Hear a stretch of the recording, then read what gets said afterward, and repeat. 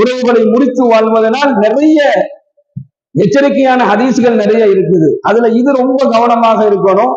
சொந்த உறவுகள்லயே உடன் பிறந்த சகோதரர்கள் அல்லது இரத்த உறவுகள் அல்லது நெருங்கிய உறவுகள் என்று நம்முடைய உறவினர்களுடைய விஷயத்துல ஏதேனும் ஒரு மனஸ்தாபங்கள் ஏற்படும் பொழுது அல்லது ஏதேனும் ஒரு பிரச்சனைகள் ஏற்படும் பொழுது நம்ம என்ன செஞ்சிடும், யா அல்லாஹ் இவனுக்கு எனக்கு எந்த தொடர்பு இல்லாம ஆக்கி என்பதா சாதாரணமா நம்ம கேட்கிறோம்.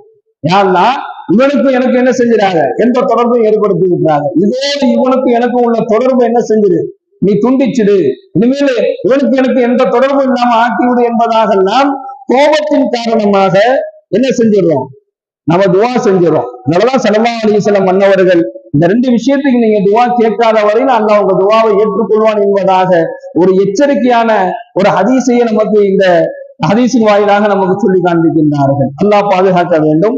அடுத்து ஹஸரத்